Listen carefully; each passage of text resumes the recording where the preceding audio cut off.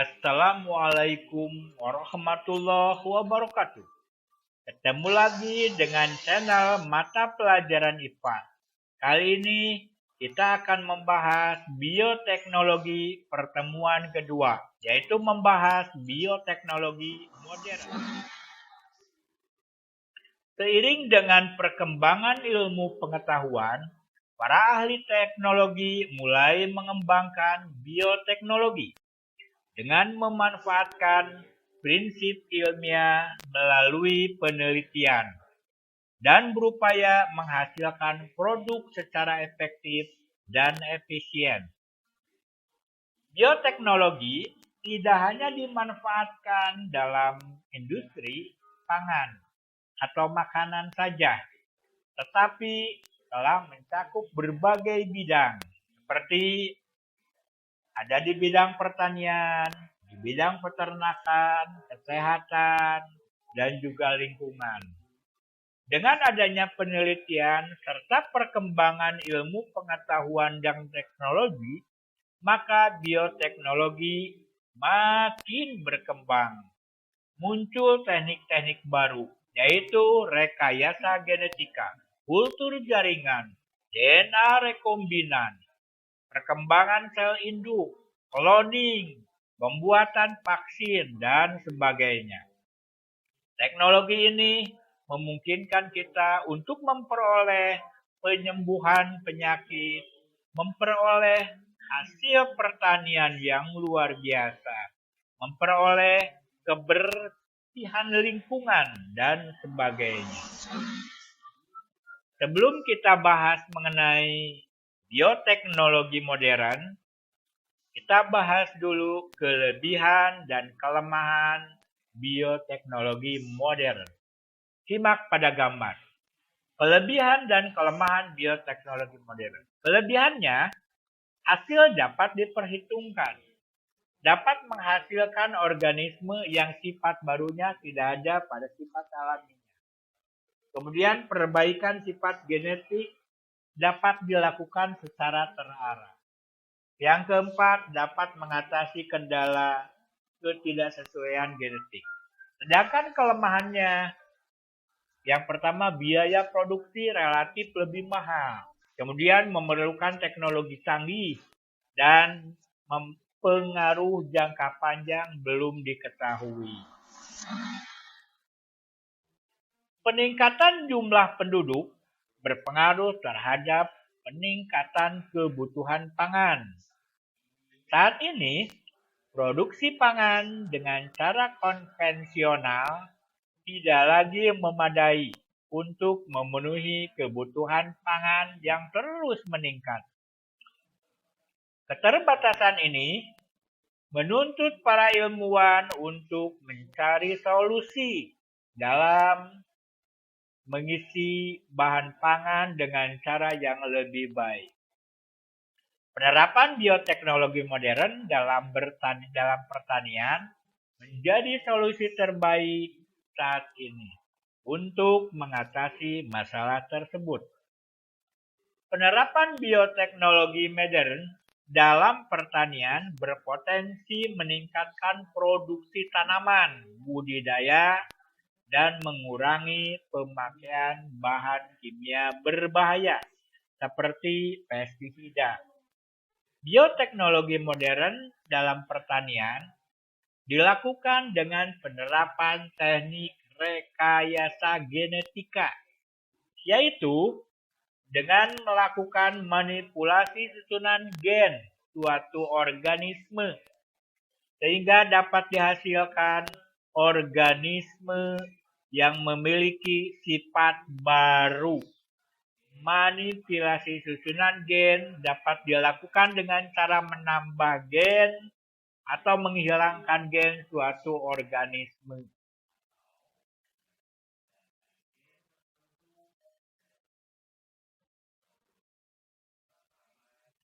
Tanaman yang susunan gen telah dimanipulasi disebut dengan tanaman transgenik. Saat ini telah banyak tanaman transgenik yang sudah dikembangkan, misalkan jagung, padi, kedelai, tomat, pepaya, dan yang lainnya. Nah, ini rekayasa genetika yang akan menghasilkan tanaman transgenik dilakukan melalui beberapa tahapan. Simak gambar berikut ini. Yang pertama, menyiapkan potongan DNA yang mengandung gen tertentu. Misalkan gen yang tahan serangan hama dari makhluk hidup lain. Pemotongan DNA dibantu oleh enzim pemotong. Yang kedua, penyiapan vektor atau perantara. Misalkan menggunakan plasmid TI yang diambil dari bakteri Agrobacterium tumefaciens atau menggunakan virus tertentu. Plasmid adalah suatu DNA dalam bakteri yang berbentuk sirkuler dan mampu melakukan publikasi secara mandiri. Secara alami, plasmid dapat ditransfer ke dalam sel lain dengan membawa gen tertentu. Yang ketiga, menggabung atau merekombinasi potongan DNA yang mengandung gen tertentu dalam plasmid TI menggunakan enzim ligase sehingga dihasilkan plasmid TI yang telah mengandung gen yang tahan serangan hama. Yang keempat, memasukkan plasmid TI hasil rekombinasi dimasukkan ke dalam sel tanaman. Yang terakhir, kelima, tanaman akan mendapatkan DNA yang mengandung gen tahan serangan hama dan tumbuh menjadi tanaman yang bersifat tahan terhadap serangan hama. Selain untuk menghasilkan bibit unggul, bioteknologi modern dalam pertanian juga dipergunakan untuk menghasilkan bibit yang banyak, yaitu dengan cara kultur jaringan. Kultur jaringan merupakan teknik perbanyakan tanaman secara vegetatif buatan berdasarkan pada sifat totipotensi tumbuhan, yaitu dengan menumbuhkan jaringan maupun sel tumbuhan dalam suatu media buatan secara aseptik. Teknik ini bertujuan memperbanyak bibit unggul dengan mudah dan singkat dan dapat digunakan untuk melestarikan tanaman langka dan tanaman yang mempunyai nilai ekonomi tinggi. Prosedur kultur jaringan yaitu sterilisasi eksplan. Eksplan merupakan tanaman yang akan dikultur. Penanaman eksplan pada media kultur dengan cara memotong-motong kecil bagiannya akan disisipkan dalam sebuah media tanam. Meletakkan eksplan pada ruangan dan suhu yang penyinarannya terkontrol hingga berbentuk kolus. Subkultur dilakukan sampai kalus tumbuh menjadi planted. Planted dikeluarkan dari botol dan akarnya dibersihkan dengan air bersih. Kemudian planted ditanam ke dalam pot-pot kecil dan diletakkan di tempat yang tidak terkena cahaya matahari secara langsung. Apabila planted sudah tumbuh kuat, tanaman bisa dipindahkan ke dalam tanah atau lahan pertanian. Selain di bidang pertanian, bioteknologi juga diterapkan dalam bidang peternakan, yaitu dikembangkan di dalam hewan transgenik melalui lagi-lagi rekayasa genetika. Pada intinya, rekayasa genetika ini untuk menghasilkan bibit yang unggul, yang tahan terhadap penyakit. Contohnya, 1. Peningkatan produksi susu pada sapi dengan cara memproduksi hormon bovine somatotropin atau BST yang disuntikan pada sapi perah, atau dengan cara sapi perah transgenik yang mampu memproduksi honor BST lebih banyak. Dengan cara seperti ini, produksi susu dapat meningkat sekitar 8,3 sampai 21,8%. Selain untuk meningkatkan produksi susu, rekayasa genetika juga dapat digunakan pada hewan ternak agar tahan terhadap penyakit. Misalkan pengembangan sapi transgenik yang tahan terhadap penyakit mastitis atau penyakit pembengkakan pada kelenjar susu yang disebabkan oleh infeksi bakteri.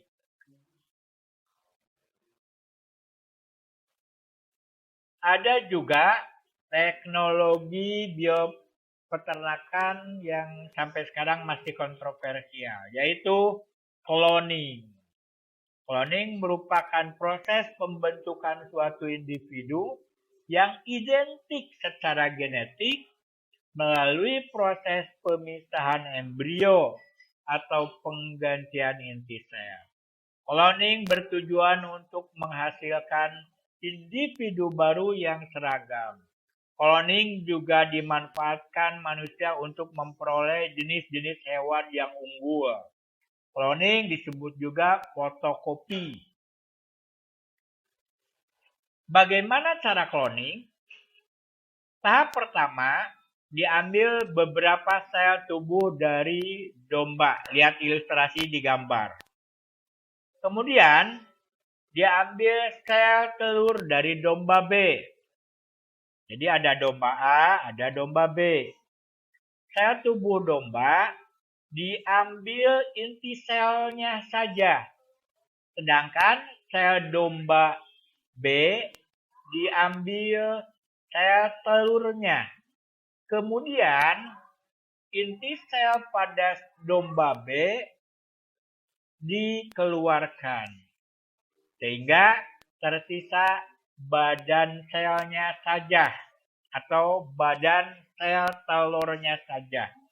Setelah itu, inti sel pada domba A disuntikkan pada sel telur domba B. Selanjutnya, sel tersebut akan berkembang menjadi embrio dan diimplantasikan atau ditanam di rahim domba yang lain. Misalkan domba C pada gambar. Pada akhirnya akan terlahir domba dan yang mirip dan identik dengan domba A. Karena domba A sebagai pendonor inti sel. Pada masa pandemik COVID-19 ini, bioteknologi modern juga berperan dalam pembuatan antibiotik dan vaksin. Kita akan jelaskan satu persatu. Yang pertama, vaksin. Vaksinasi merupakan langkah yang sangat efektif.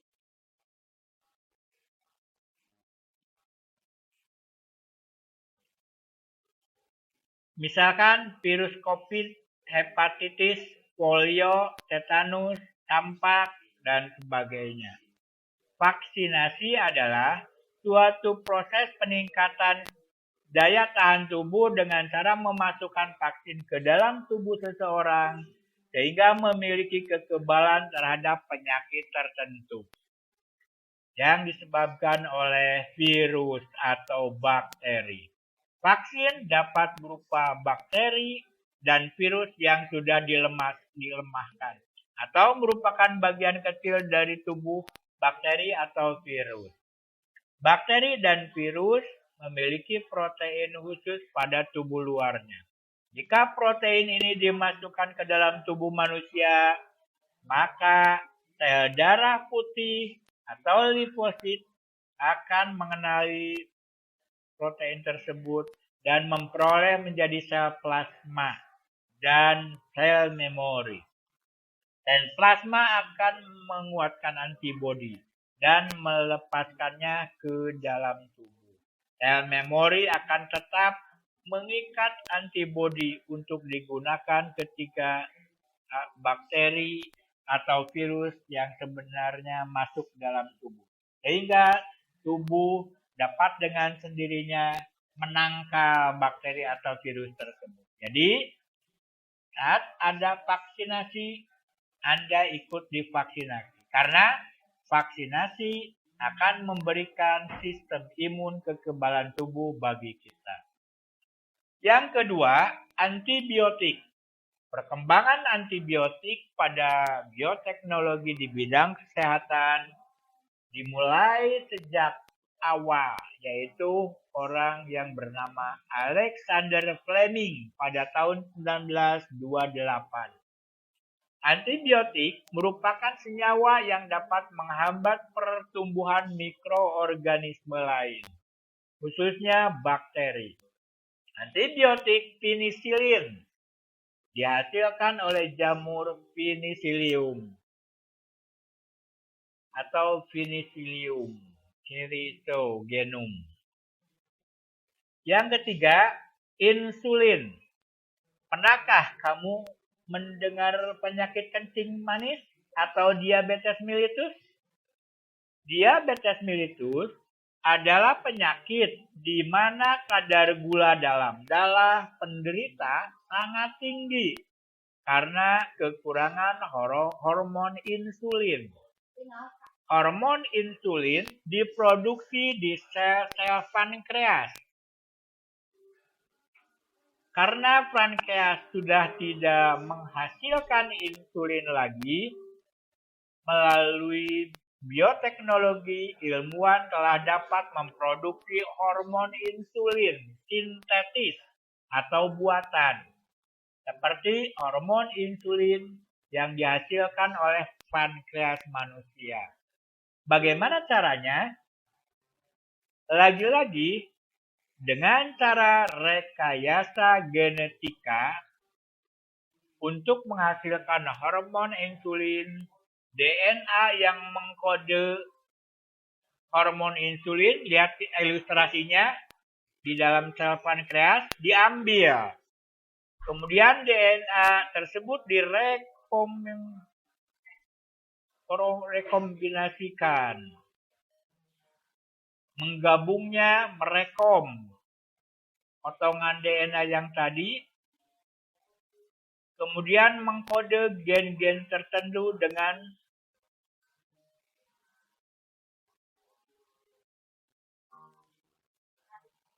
kemudian dimasukkan ke dalam sel bakteri E. coli. Bakteri E. coli hasil rekomendasi yang mampu menghasilkan insulin.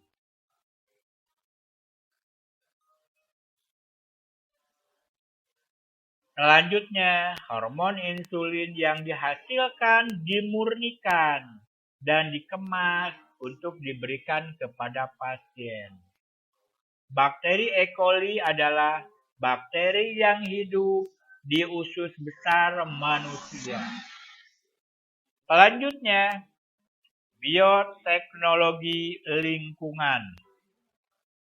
Lihat pada gambar. Betapa tercemarnya lautan kita oleh minyak. Bisa menyebabkan banyak sekali pencemaran. Bisa menyebabkan matinya ikan, kepiting, terumbu karang, dan lain sebagainya. Pencemaran ini disebabkan oleh penambangan minyak, operasi kapal tanker, perbaikan dan perawatan kapal, dan sebagainya. Terus, bagaimana cara menanggulangi hal tersebut? Ilmuwan memanfaatkan bakteri dari Pseudomonas. Bakteri Pseudomonas mampu memanfaatkan minyak sebagai sumber energinya dengan cara memecah molekul minyak menjadi karbon dioksida atau CO2. Namun, yang dilakukan bakteri tersebut membutuhkan waktu yang sangat lama. Untuk mempercepat proses tersebut, ilmuwan menambahkan formula yang mengandung senyawa kalium fosfat dan urea sebagai nutrisi tambahan bagi bakteri, sehingga dapat mempercepat proses tersebut. Pemanfaatan bakteri untuk mendegradasi atau menguraikan polutan yang mencemari lingkungan disebut bioremediasi. Selain untuk mengatasi pencemaran di laut, bioremediasi juga dapat dimanfaatkan untuk mengatasi pencemaran di perairan.